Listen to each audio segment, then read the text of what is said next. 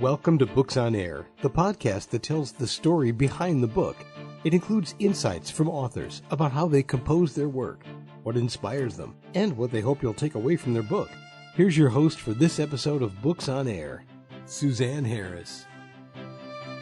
Welcome to the Books on Air podcast. I'm Sloan Fremont, filling in for Suzanne Harris. This is a podcast where listeners get the secret story behind every book. Joining me today is Dr. Larry Straub, author of the book, The Sixth Evolution. This is a book about life, careers, and adaptation.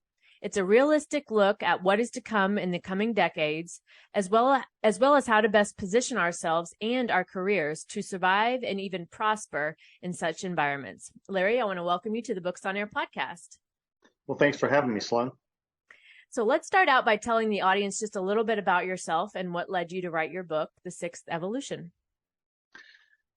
Well, I've been what I would refer to as a pracademic, somebody who's kind of had a leg in both worlds of academia and practice. I was the CEO of our family business for about 25 years and had a 35-year business career with our family business. We sold that in 2019, and since then I have transitioned from a part-time career in academia to a full-time career in academia. Mm-hmm. So I knew someday that would probably happen, and so I was planning for post-retirement careers, things like that. So I got a doctorate, Case Western Reserve University in 2014 is when I graduated, and this book is the culmination of the research journey that I did there. I've always had an interest. I've had a couple of family members that lost jobs in their 40s and 50s, and that's a pretty perilous landscape. It can be really tricky to get re-engaged and get re-employed, and I kind of helped them through those periods, and I've seen other people as well go through that. So I just got an interest in that, and then just observing everything around us right now, from the geopolitical issues, climate change, the economy in general, what I think are unsustainable debt levels that we have right now on a national, even regional levels. Right. It just got me interested in what kind of landscape my kids and the students that I have right now are going to have. And I think it's probably shaping up to be much more convulsive, much more compressed than what I would have had to have dealt with my generation. So that's kind of where my interest came into this topic in this big area. Right. And it's such a big area to cover. And, you know, you're having your experience in the family business. I grew up in a family business also. So I think that gives you a really different perspective on things when you're, especially when it's tied in with the family. Can you tell us a little bit about, in your book, you mentioned about sixth evolution thinking. Can you explain to us what that is and tell us a little about it? Yeah, I think I would use a metaphor. I think in the coming decades, we are going to all be on the same white knuckle turbulent flight. And there's just no getting around it. We're all going to be in the same kind of predicament in some ways. And with the sixth evolution thinking, I think it will just help people make sure that we're seat belted in for that journey, at least, that we're not flying around the cabin, if you will. Yeah. And so just a framework that gets people prepared and gets people positioned for a little bit more convulsive times that I think we might have ahead of us. And, it's, in a lot of ways, it's not rocket science. And in many ways, it's kind of almost going back to the future. It's going back to some of the things that people, grandparents, parents have been telling us for decades. Things, for example, just strong and stable relationships, adaptability, being able to kind of be ready for about anything, watching your finances, your physical and mental vitality. Right. Just trying to stay on top of your game as much as you can, and then just never stop learning. Always keep trying to keep positioned, and the world's changing pretty fast. There's a lot of things coming down the pike at us, so we just got to stay as on top of things as we possibly can. Yeah, and what I'm hearing when you're talking about this too, it's to me it sounds like it's also a grounding into taking control of some things in your life, right? It's really easy for that fear to take over. And when we're living in a fearful state, then we're often running around doing things that are not necessarily in our best interest. So what I'm hearing you remind everyone with this is also just that taking that control back of what you can control and acting from that place. Yeah, you're absolutely on target there. Honestly, one of the foundational elements of this is positivity. Yeah. As scary as it seems at times, as tough as it might seem at times, there's always there's gonna be tremendous opportunities out there for you. Right. Anytime you got convulsive environments, it's a little scary, it's a little tenuous, but there's tremendous opportunities in it. So if you can keep your perspective and you can just kind of be practical and understand that there's going to be some ups and downs. I'm really trying to stress to my students right now is don't think of, which I think has too often been the case, don't think of careers as a straight upward and forward. Right. Think of it more like a rock climbing wall. Sometimes you're going to have to go sideways. Sometimes you're going to have to maybe even go down before you can go back up and find the pathway forward. And we just have got this many times this mindset that everything's just up and forward. And I don't know that it's necessarily going to work out that way anymore. Like me, even 3-4 years before we sold our family business, we thought we were on a track to continue in that business, and probably we thought we were in the catbird seat. Well, there were some things that changed pretty dramatically. We were able to get out of it in good shape, but it just changed the dynamics of the industry. So we had to make adjustments, and we all did as a family, and we all came out okay with it, but you just do not know what's going to come down the pike. So it's not all negative. It really isn't, but we just got ourselves in a bit of a pickle right now with some things that I think it's going to take a lot of brain power. It's going to take a lot of folks chipping in and to get us through all this. We can do it, but it's going to be a little bit of a bumpy ride for a while, I think. Yeah. And you mentioned positivity, which is to me, it's key that even when things are crazy and because oftentimes the craziness is out of our control, as I mentioned earlier, talking about control, but you've also mentioned adaptability. How do you think that plays into being successful over time? Well, honestly, if you look at the last couple of decades, 3 decades, innovation was kind of the kingpin. Mm-hmm. I really think innovation is going to continue to be just as important, but I think there's going to be a new runner-up for first place, and I think that is adaptability.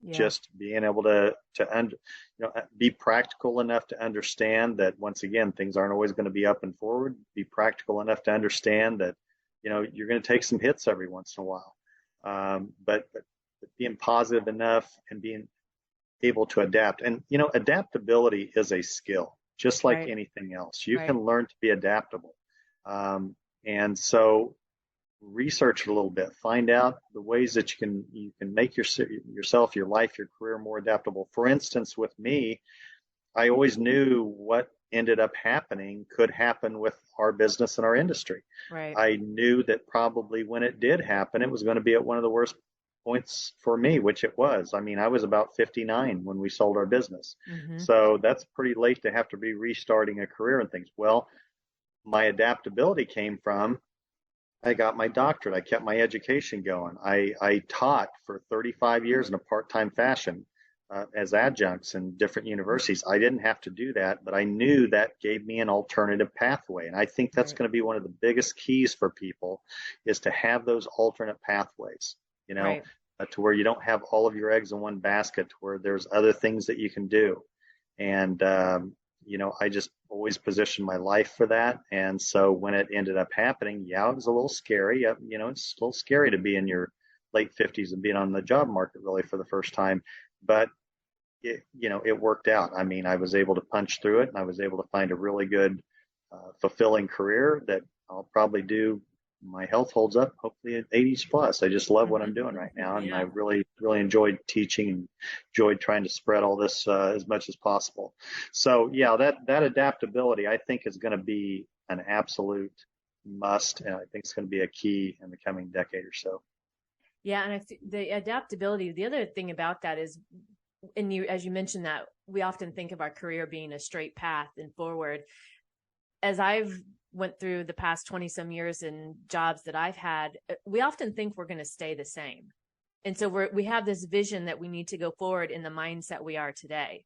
But that's not the case, because we're changing over time as well. And if we're adapting and we're keeping that positive, that more, as much as we can, right? We're not talking about, not like blinders onto what's going on. We're not talking about that. But to me, it's more of that, what can I control with everything that's going on, right?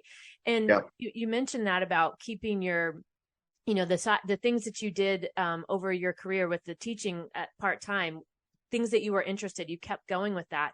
I've had similar situations like that too, where my side projects, I was really interested, and this was probably 13 or 14 years ago now. I was very interested in websites, how to design and code and all that stuff early on.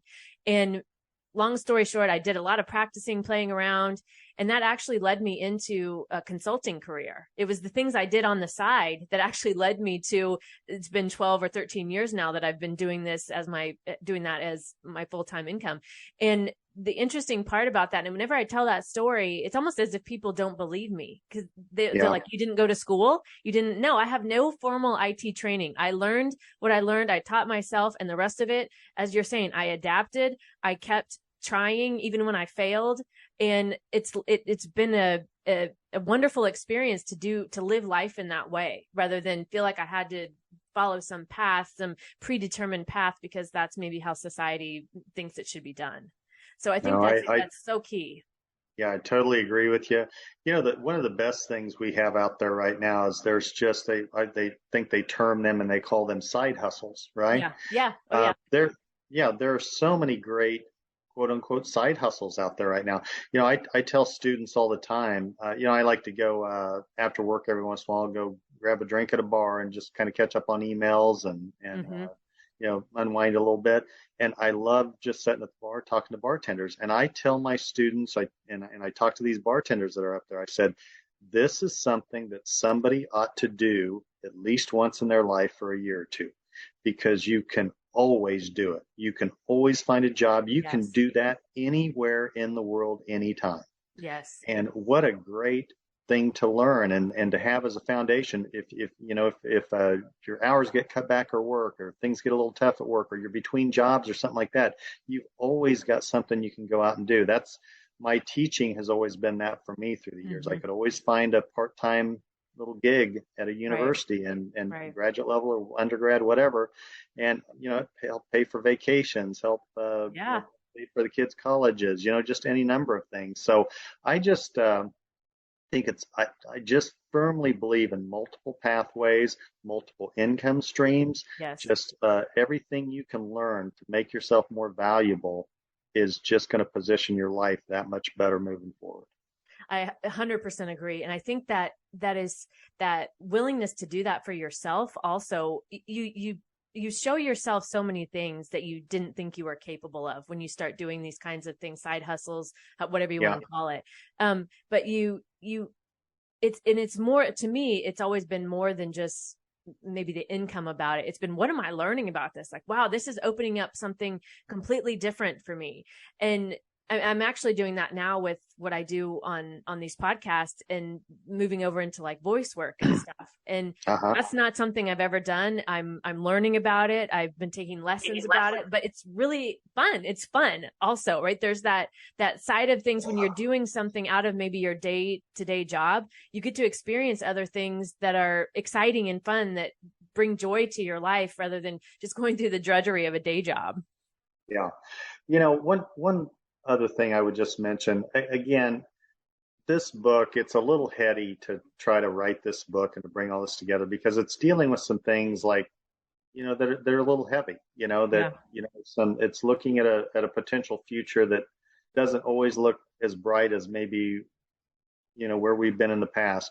But I tell you, to cut us a little slack, human ambition is a wonderful thing in a lot of ways, but I think right now, maybe in some ways we've got out a little ahead of our skis.